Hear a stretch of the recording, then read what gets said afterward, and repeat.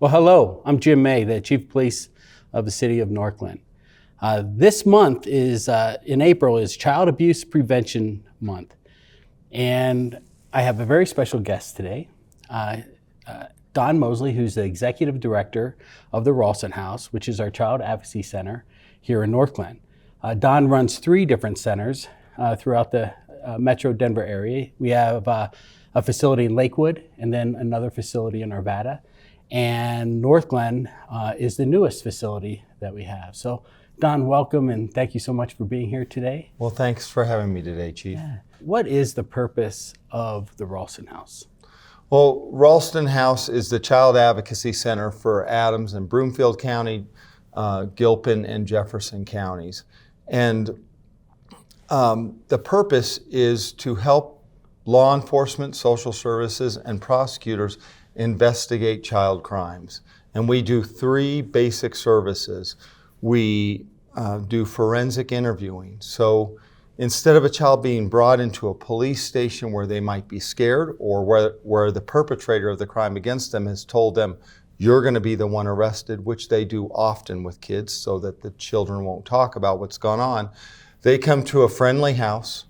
We have specially trained interviewers who are trained to interview these kids and get lots and lots of details, sight, smell, sound, touch, taste, texture, so that the detectives and caseworkers can go investigate these cases, and they do it in a way that they aren't re-traumatized. Police, social services, prosecutors watch from a separate room. It's all recorded onto a flash drive so they can take it with them and they don't have to re-interview those children again. They can watch that interview over and over. And if it goes to court, it goes to defense counsel because we have nothing to hide. Our interviewers have to be able to interview these kids in a way that we're non-leading and don't put any ideas in their head. And if they did, then somebody could see that. We provide victim advocacy for the families who come in. We always have 2 victim advocates, and we work with law enforcement victim advocates together to make sure that one victim advocate is with the child, making sure they're ready to go into the interview, and when they're done with that interview, making sure they're ready to go back outside after they've talked about usually a horrific situation. The other victim advocate is working with the parents and preparing them for what they may hear after the interview, and if it is bad news, then what they can do to help their family heal, what the court process is going to be back, and help them make sense of what's going on right now so they're better able to take care of themselves and their family moving forward. And finally, we have a doctor and a nurse on board who can do pediatric sex assault examinations and medical examinations of these children, again, in a way that doesn't re-traumatize them. We have surveyed the kids. They all say that it didn't hurt and it was comfortable. And we give 2 hours to do a 15-minute medical exam. And we're going to make sure those kids are physically healthy, and we're going to also reassure them that their bodies are working fine, because in many cases these children have grave concerns about what the abuse has done to them. And what I can say is, in almost every case we've seen, there's no long-term injuries from child sexual abuse, and our physician's able to talk to them about how they can grow and go on and live completely normal lives. No, thank you. I can tell you, for doing this job for over 30 years, I don't think there's more horrific cases than the cases that that the Ralston House has to deal with. And the big thing is that trauma on these kids could last lifetimes. And if we don't do it right as law enforcement, it can have incredible negative impacts for them for the rest of their lives. So I really appreciate the work that you and your staff has done within our communities. Because in the past, our detectives would bring them into the police departments in a kind of a sterile environment. And that could be traumatizing as well. So we're seeing best practices, which you're the tip of the spear of, throughout the country, especially with the new facility in Northglenn on how that was put together and why it was put together. If you can just talk about that trauma, and you guys are that first phase, first contact with those kiddos, in those incredibly traumatic situations on how are you going to get them through that? What's the goal? How, with the resources and everything else, so they're not lost in the system? Well, you're exactly right.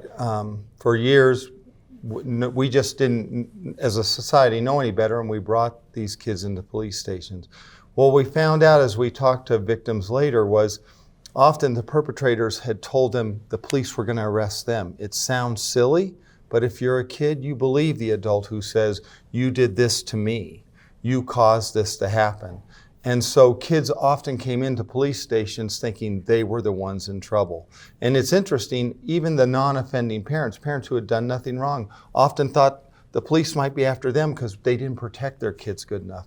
And what part of our mission is to bring kids into a place where it's warm and friendly, there's toys, there's snacks, there's junk food around, so those kids can come in and think, if I'm getting to play with these toys, if I'm getting to eat some snacks, maybe I'm not the one in trouble. And they will be introduced to the police officers who are there, but when we go in and do the interview, our interviewers are trained to interview these kids in a way that it doesn't re-traumatize them.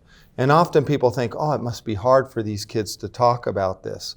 And they can be nervous, but what we find is during our interviews, they actually relax, and the telling of it in themselves is part of the healing. Because our interviewers don't react to the most horrific details. When somebody says something horrible happened to them, they don't go, oh my goodness, they say, tell me a little bit more about that. Where did it happen? What did that feel like? And in some ways that helps the kids say, if they're not reacting to that, then I must not be so horrible. And because many of them feel like what happened to them made them horrible, and our interviewers are just saying, it's something that happened to you, let's walk through it. And then we know from studies, numerous studies, both in Europe and the United States, that kids who get in and tell their story and then get into therapy, they do great.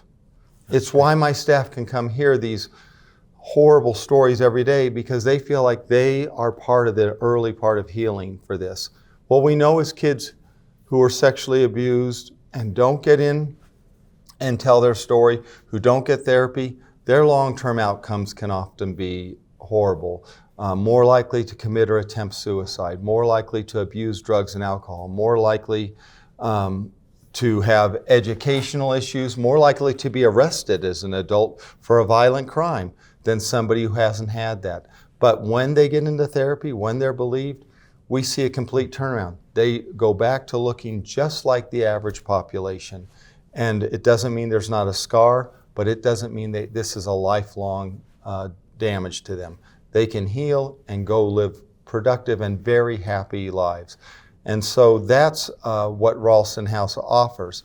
And with our partners, working with law enforcement, human services, and the DA's office, it gets the whole system moving in that way. The officers who come in understand what kind of trauma these kids are going through.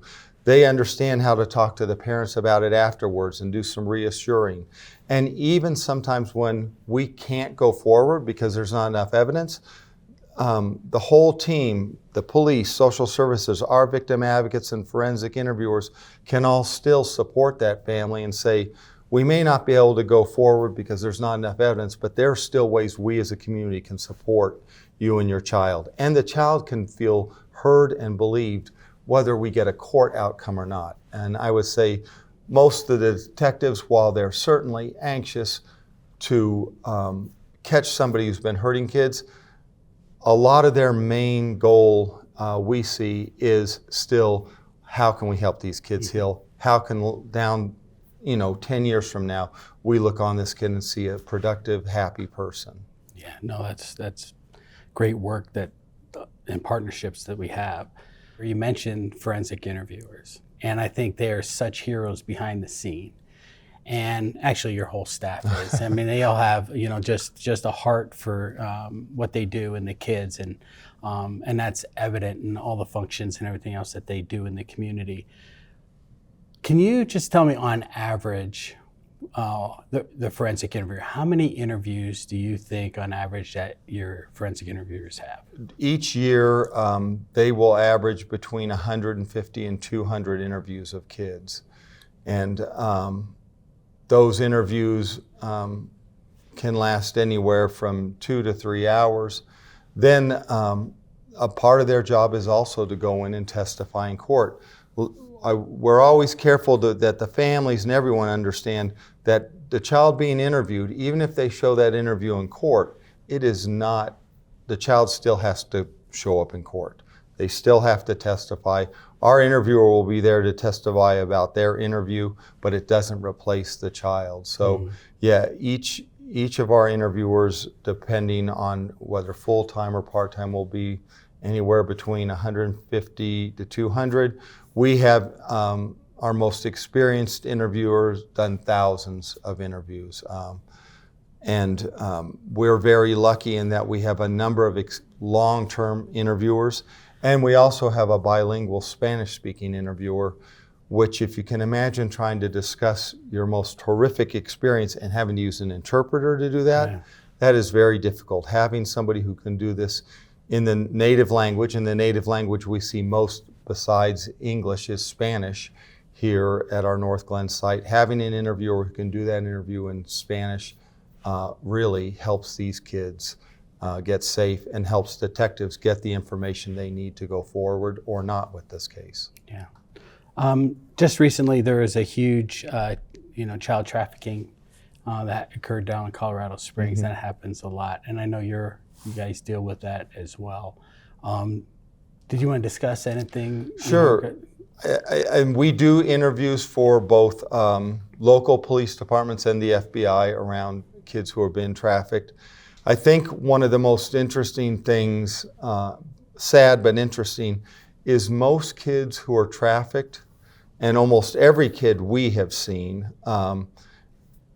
was sexually abused before they were ever trafficked. Somebody in their life had already abused that child, and in some ways that made them more vulnerable to being trafficked later.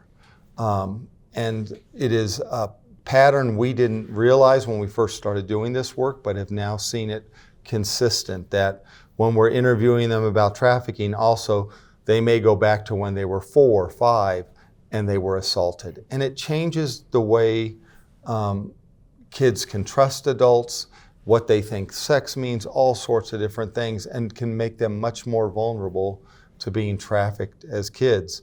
The other part of that is what we clearly see when kids are being trafficked. There's always an adult behind it, and it's manipulation. Many times they offer this child a way out of a bad situation, and they don't understand what they're walking into until it's too late. Once they're under that trafficker's control, then it's not only the mental control, but it's physical abuse, threats that keep them doing this, whether they want to or not. And so often, we can hear people say, well, she's 16 and he doesn't have her tied up. Why doesn't she just walk away? It's not that easy. There are still lots of threats, lots of psychological control. And in many cases, they've now been isolated from anybody who was supportive of them. And so then they have no way they can feel like there's a way out. This is the one person who's controlling my life. And so we see that again, and it is a problem in every community. Often, I think in the suburbs, we think it's a Denver issue. If you go down on Colfax, East Colfax, you're gonna find kids who are being trafficked. What I can say is we've seen kids from most schools in both Jeffco and Adams where we've run into kids who are being trafficked. Yeah. So Don, you do a lot of public education. And if you can just touch on some of those things that you're available. I know some organizations and people reach out to you to come and talk to them on how they can, I want to say, target harden their companies or their organizations for being a place where a child predator might try to get employed. Can you talk about some of the education you do? Sure. We do free educational programs for any group that would want one. We never charge. We do it on weekends, evenings, during the day, when it's convenient for them, as long as we have somebody available to do it. And primarily what we're going to be working with them on is understanding how perpetrators operate. Because we just, as a society, don't understand how much planning and thought go into what they do. And it is almost always somebody we trusted. 40%, 45% of the time it's a family member. 55% of the time it's somebody you trusted. You said, teach my child math, tell them about God, show them how to play lacrosse. People are always surprised at somebody they trusted, but we have to remember parents decide who their kids get to go around. And if you didn't trust them, you wouldn't let them around your kid. And that doesn't mean you're a bad parent. It means somebody broke your trust. And they're very good at figuring out how to get trust. And it's why we're always surprised when we're watching the news and we hear this doctor, that coach, and you hear people around that person say, I can't believe he did this. Well, of course you can't. If you thought he was going to do it, you wouldn't have let him around your kid. Yeah. So we try to teach these organizations, one, what perpetrator patterns look like, things you can watch for, and then rules you can put in your organization to help kids keep safe. And there are rules you can put in that will make it a safer environment so that hopefully no kids get hurt. But if somebody starts to hurt a kid, you catch it early rather than a number of kids being hurt. We primarily do this for schools, sports teams, and churches. And those are the main areas perpetrators talk about. They say their two favorite areas to go into are religion and sports, because those are places where kids are, and those are people we trust. Yeah. We trust coaches, we trust people who are at church. And they know that. It's a backwards compliment in some ways. They know those are good people in general and that people are going to trust them. So if I can go in and look like them, then you're not going to suspect me. And we, our board has said we won't charge for those. And part of that is we'd love to slow our front doors down. Again, this year we'll see 1,200 kids in just those four counties, and we'll only be seeing the tip of the iceberg. The majority of kids will not tell until they're after 18. We won't find out. The average age, if you're molested under the age of 18, the average age you're going to tell is 52 years old. And there's a reason kids don't want to talk about it. These perpetrators make them feel like it was them, there's something wrong with them, when it's never the kid's fault, it's the adult's fault. But kids don't believe that, and so they wait and they hold on to it because they think there's something wrong with them. And that's where you get that the majority of people are not going to tell till they're way into their adult years.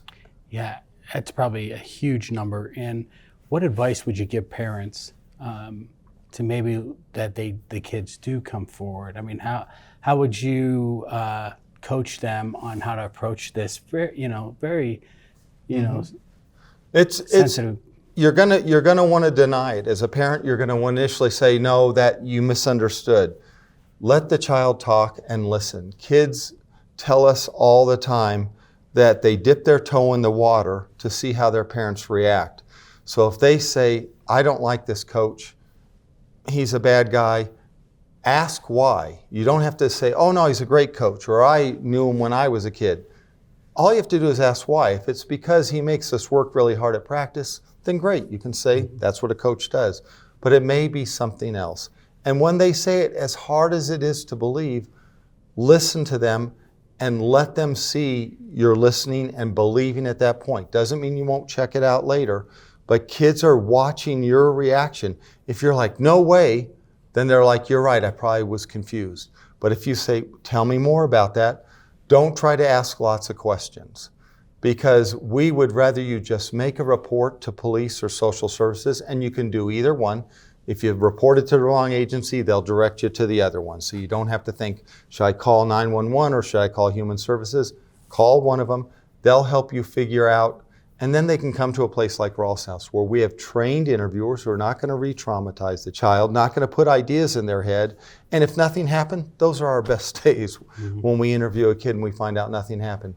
But if something did, then hopefully your child will be able to tell their full story, get into therapy, and at the same time we can maybe hold a perpetrator accountable for what they have done. But parents, kids watch how parents react. And there's things parents can say to kids.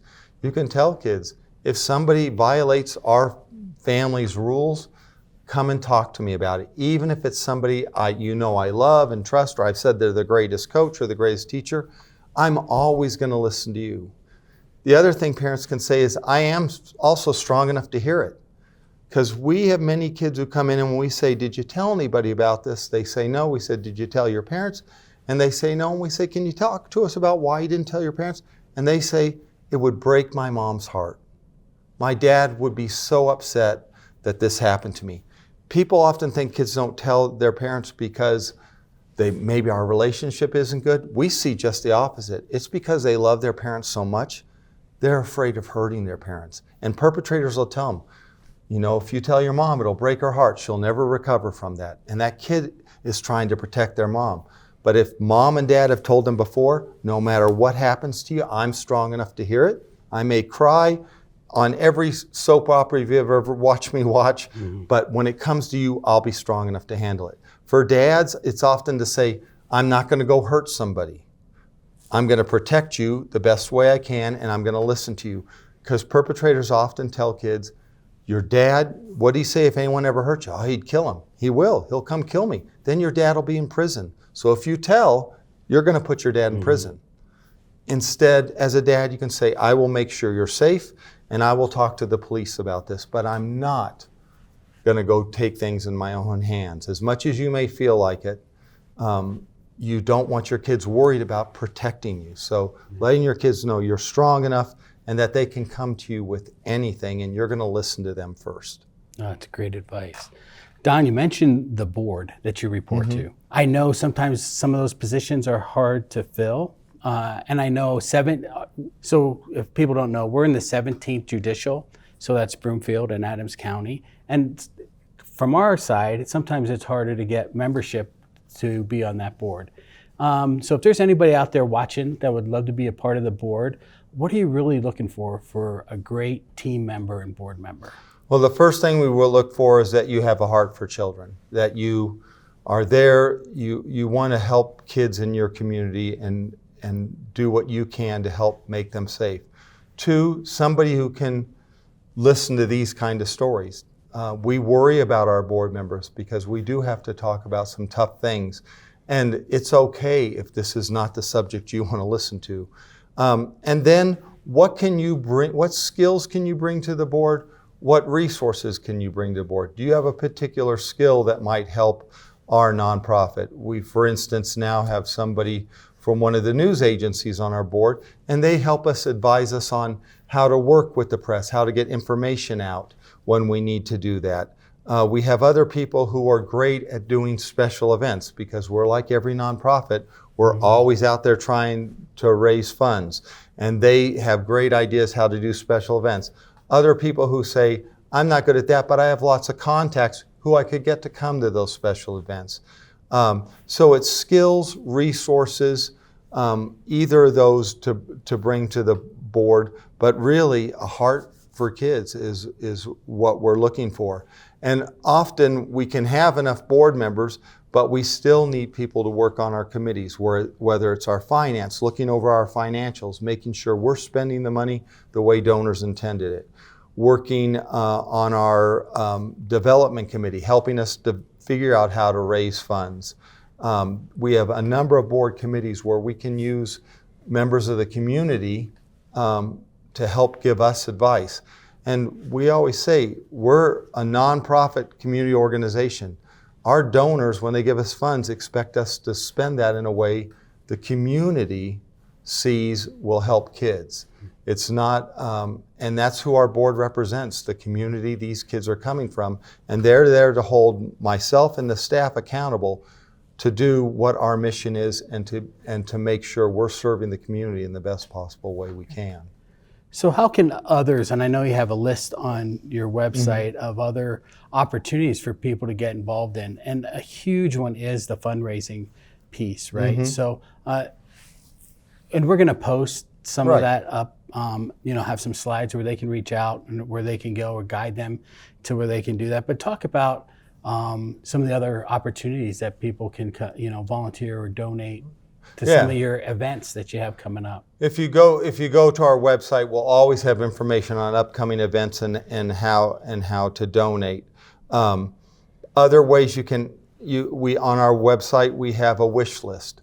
All our kids come in hungry. We see kids between 8 and 5, and I guarantee they all want to eat. We ask people to donate single serving snacks, pop, water, coffee. We want to make sure the parents have something to drink, and same thing there. We often have to interview 2 or 3 kids in a family. Gift certificates to different pizza places close to our sites. So we can bring pizza in for those kids who have to be there 4 or 5 hours because we're interviewing 3 siblings. Then we also have volunteer opportunities where we have volunteer victim advocates who actually work with our victim advocates to help get the kids. They work both with the families and the kids. While they're there, I will say that's a very hard position to get. It's extensive training. You have to go through a background and polygraph to make sure you're somebody who can be trusted around these kids. So we have that. We have administrative volunteers who can be anything from helping us do filing to cleaning toys once a week, so all our toys are sanitized, to helping keep our gardens weed-free. Some of those things may not sound like a major thing, but if you go to any of our sites, you'll see they're beautifully maintained. They look good because when families come in, we want them to walk into a beautiful site. We want them to know they're respected, that the community values who they are, and this isn't some rundown building. So families often tell us they're amazed at how beautiful our sites are, the gardens and everything else. And we use volunteers to keep those up. Besides the sort of general, we have people who do our lawn mowing things, but it's the little touches that make that. So we have all sorts of opportunities. We have pinwheels going on now where people can buy 1 pinwheel for $5 and put it up in front of their house or in their house, or they can buy a whole garden of 50 for $250 and plant a pinwheel garden. And that money goes directly to help us with our services. But also, I will always say, victims will talk about seeing those pinwheels sends a message to them that people get it, that they don't blame them for what happened to them. And I can't tell you what a burden that is for many people who haven't gotten therapy or sometimes have their doubts. Do other people understand I wasn't a bad kid because this happened to me?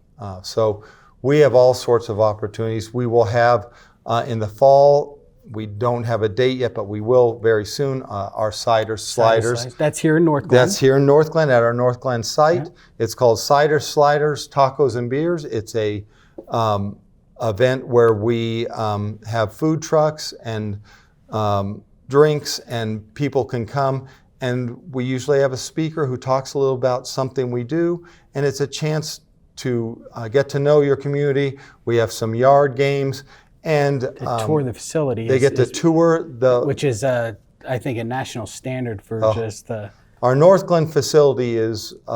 We had an FBI agent who came through who actually asked for the plans of it because they were so impressed with how well it was designed, and said, we'd like to share this with other advocacy centers around the country because it gives such good privacy to each kids. And that was something that we designed with both the city of North Glen and input from officers, social services, DAs, and our own staff came up with the design for that. Yeah, it's fantastic. Well, Don, thank you so much for everything that you and your staff does. We really appreciate you here in North Glen. And if there's anything that we can do, I know our residents are probably listening to this and wondering what they can do. And I think you gave them some options. At the end of this, you will have an opportunity to, get a link to their website so you can read some of that. Some of the things when you do those events, you talk about certain cases. We're not going to do that today. Absolutely heartbreaking, but some of the great outcomes and everything else, I think you just summed it up perfectly. So, I want to thank the city of North Glen, especially people who live here. Our building is on donated land from North Glen that they still own, and They rent it to us at the extreme price of $12 a year for the next 25 years. That's great. They maintain it so that it is beautiful. It's a commitment to kids, not just in North Glen, but across the metro area that we see. And when other places around the country asked me how I got this deal, I said, North Glen came to us. And it is truly a vision of how a community can work to take care of their kids, and also realizing that our neighbors' kids are our kids too. And so while the facilities in North Glen, it serves all of Adams, Broomfield, and we have Jeffco and Gilpin kids come up to this site. It's our largest site with 3 interview rooms, a medical facility. And so it ends up seeing, of the 1,200 kids we see, it'll see about 650 to 700 of those kids will make it to our North Glen site. So, and again, if somebody wanted to tour, they could schedule that too. We do group tours, mainly in the evenings or mornings, so we don't interrupt our process. But it is a beautiful facility, and it is maintained well, so when families walk in, they realize their community cares for them. And I just can't tell you. We have everyone fill out a survey, and a lot of them, their big comment is how beautiful the facility is, how respected they felt by what they walked into. So people often think, oh, it's just a building. It's more than that. It's an expression of the way I believe the city of North Glen and the Adams community and Broomfield communities feel about their children. And I think it is a great expression. We'll end on that. All right. Thank you so much. Thank you, Chief. All right.